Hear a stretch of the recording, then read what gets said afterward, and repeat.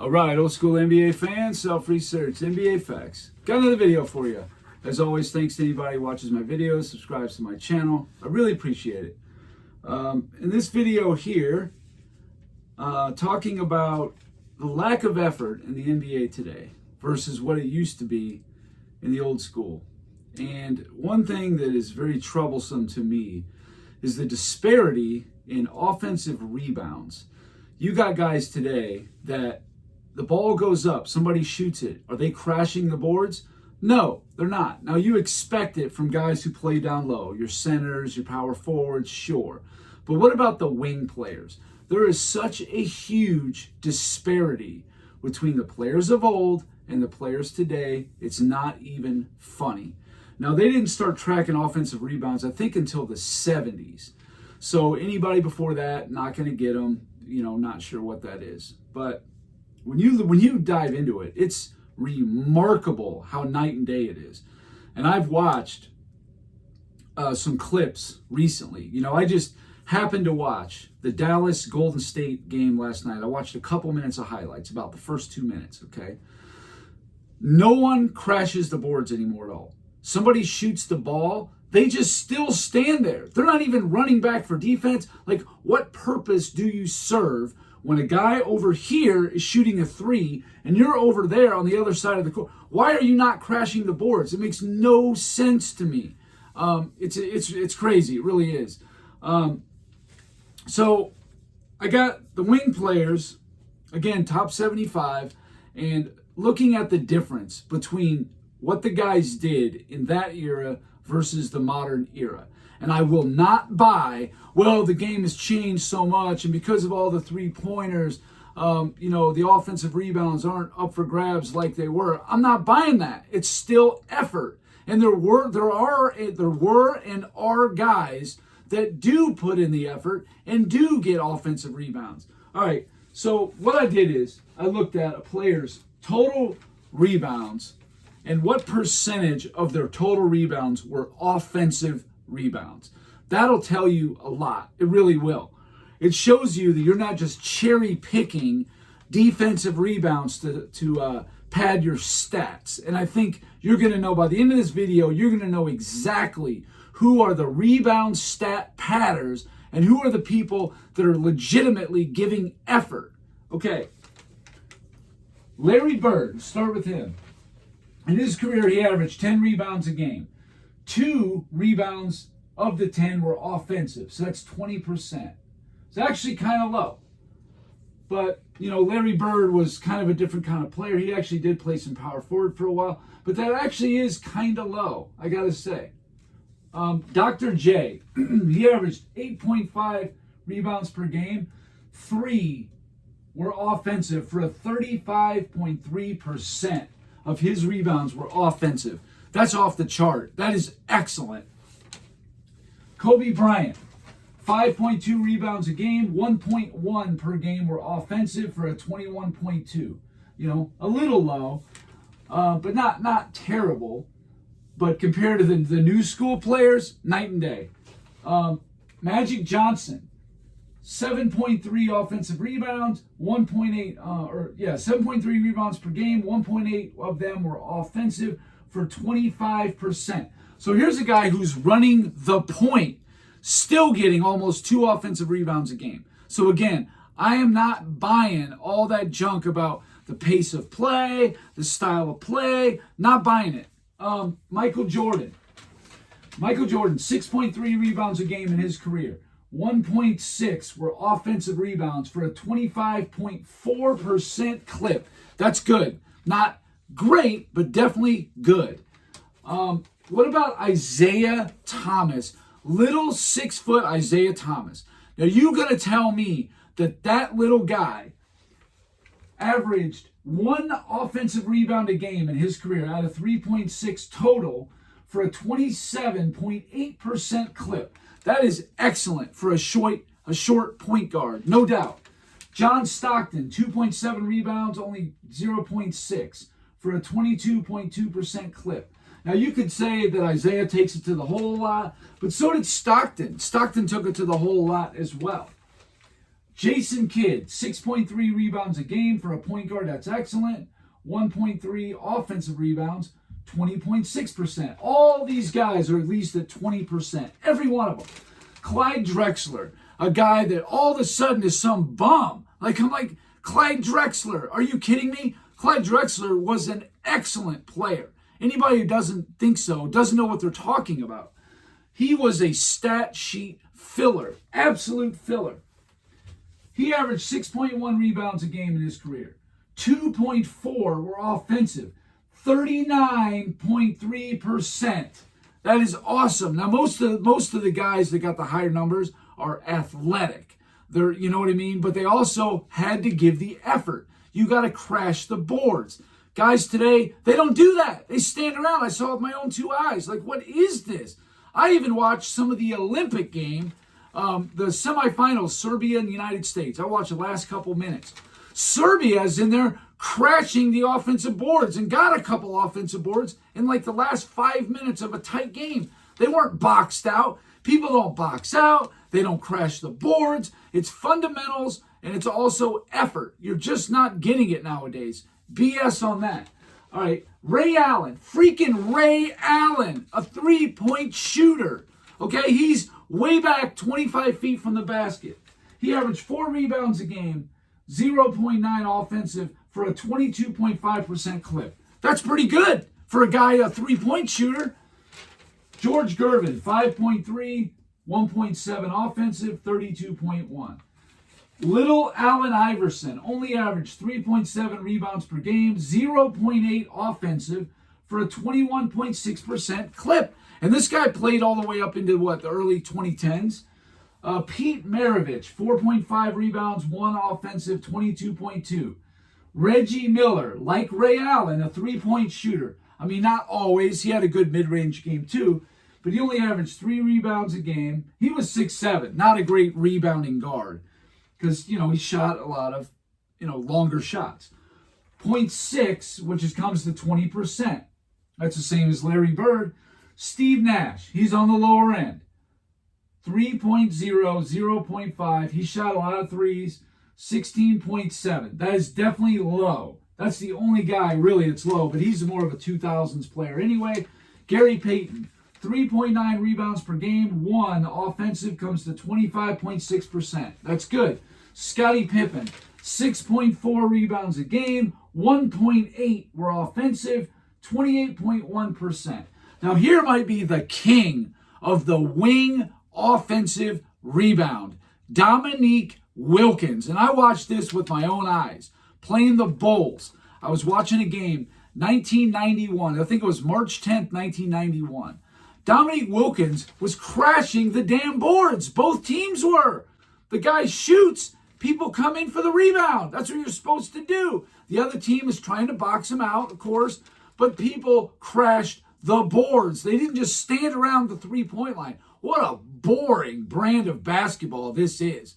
I mean, you guys like today's NBA, great. Have at it, enjoy. I think it is freaking awful. I mean, not only do the guys just shoot a bunch of threes, but even when they're not shooting threes, they just stand around the three-point line. It's so boring. It's ridiculous. Like, no effort. There's no maximum effort there because people are trying to save themselves so that they can stat pad. Guaranteed that's what it is. Dominique Wilkins, 6.6 rebounds per game, 2.7 offensive rebounds a game. That's like a center gets those kind of numbers. 40% of Dominique Wilkins' rebounds in his career were offensive. That is remarkable. Another reason why another guy people like to crap on, Dominique Wilkins. And he could shoot. He wasn't a great shooter, but he was decent. But his athleticism, his effort is what made Dominique Wilkins a great player. Okay, so now we've gotten into the older school wing top 75 players. Now let's take a look at the current players, or at least the newer schooled ones. Kawhi Leonard, he averages 6.4 rebounds per game. Hey, that's pretty good. Not bad. That's right around where Michael Jordan's at 6.3. He's at 6.4. Pretty good. Of course, he's a small forward. But only 1.2 offensive rebounds. Jordan is giving you 1.6. That's an 18.8% clip. That's a little low. Not horrible, but a little low. Damian Lillard, like these other guys, like Allen Iverson, like John Stockton, like Isaiah Thomas, little point guard. 4.3 rebounds, only 0.6 offensive for 14%. What a joke. James Harden, 5.7 rebounds a game, 0.8 offensive rebounds per game for a 14.3% clip. Paul Pierce, he was low too. 5.6 rebounds, only 0.8 offensive in his career for 14.3%. Low. Steph Curry, 4.7 rebounds per game. 0.7 offensive for a clip of 14.9. Now, I was under the impression that people could get long rebounds now with all the threes being shot. So maybe you don't have to go all the way within, 5-10 feet of the basket. The ball will bounce to you, whatever. Why are these guys not getting better rebound numbers, especially on the offensive end? I don't understand it. I've seen the film. It's all effort to me. Effort and fundamentals. All right, Chris Paul. There's another point guard. How is his game that much different than like a John Stockton? Chris Paul averaged 4.4 rebounds a game, 0.6 offensive for a 13.6% clip. Pathetic. Dwayne Wade. Now, Dwayne Wade had more of an old school mentality. 4.7 rebounds a game, 1.2 offensive. That's just over a quarter at 25.5. That's really good. He's in the same draft class as your boy, LeBron. LeBron James, 7.5 rebounds per game in his career. That number right there, actually, for a 6'9", 260-pound player is pretty low, especially considering, if you guys watch the tape, he cherry picks rebounds. He'll take them from his own teammates. He don't give a damn. And that's a pretty low number, actually. It just kind of is. But offensive rebounds, only 1.1 offensive rebounds a game for his career for a 14.7% clip. Now, before you even say, oh, well, the game has changed now, it's not the same as back then. LeBron James right now and last year was averaging 0.9 offensive rebounds per game. His third season, 0.9 offensive rebounds per game. Look it up. It's the same. He's basically been the same guy all the way through. Kevin Durant, maybe the most pathetic on this whole list. Here's a guy who's 6'10", 6'11", got like a over 7-foot wingspan, right? No reason why this guy can't be grabbing, at least one offensive rebound a game, right? Nope. Kevin Durant, only 7 rebounds a game, which is very low, pathetic for a small forward. People never want to bring this up about Kevin Durant. He is an awful rebounder. I think a lot of it has to do with his size, but he just doesn't give that kind of effort. If these people don't have the ball in their hands, they're not giving effort. They'll get effort to get points, to get an assist, maybe a defensive rebound when there's not much effort and it just falls into your lap, sure.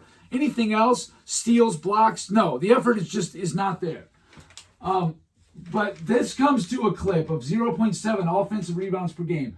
10% of his rebounds are offensive. That is ridiculous. That's terrible.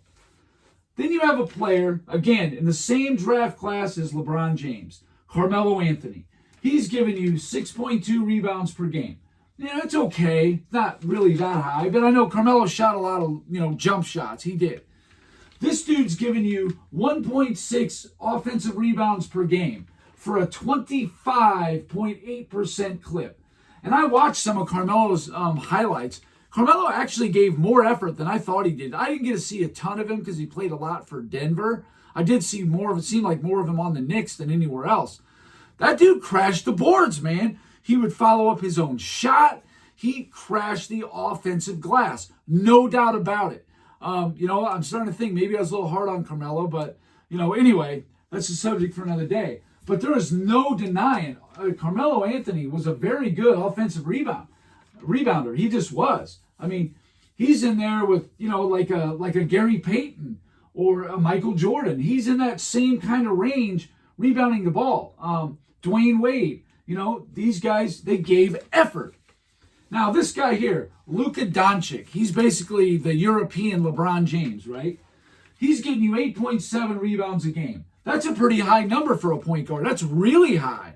That's like Magic Johnson level high. I mean, that's way high, right? Until you see that it's all defensive rebounds.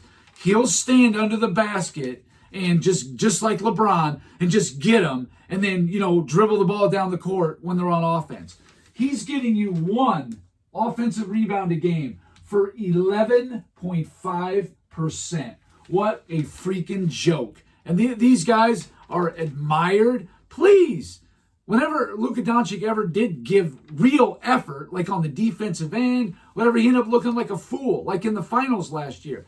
If he's not shooting, a three-pointer or getting in the lane, drawing a foul or something, I mean, yeah, Luka Doncic is a great player. I'm not going to say he's not. But he doesn't give effort like that. He could be next level great if he gave that kind of effort. You know what I'm saying? He could be battling Nikola Jokic for best player in the league. Right now, I don't think so. Not even close. All right, Russell Westbrook, the last player I'm going to use. Now, here's a guy giving you 7.1 rebounds a game. He was a point guard, right? His whole career, point guard, ran the point at OKC, yada, yada. He's giving you 1.6 offensive rebounds per game. That's really good. 22.5%. So another guy gives effort. Russell Westbrook, the high motor, he always gave effort. That's what this is. These other guys only care about their stats. Now, I know Russell Westbrook stat padded, but at least he did it in a way where he brought it. He brought the high energy. You know what I'm saying? Like, he didn't just, stand around while other people shot the ball. Oh, I don't know if he's going to miss. If he misses it, then I guess I'll go down the other end. And if he makes it, I guess I'll just stand in my same spot. Maybe somebody will pass me the ball. I mean, it's just a horrible brand of basketball. But anyway, I got a few other guys I didn't put on the board. Just real quick, I'm going to run through these guys, new school players, all-stars. This is their offensive rebound percentage of overall rebounds. Jason Tatum, 12.3% of his rebounds are offensive. That's about 1 out of every 8. A joke.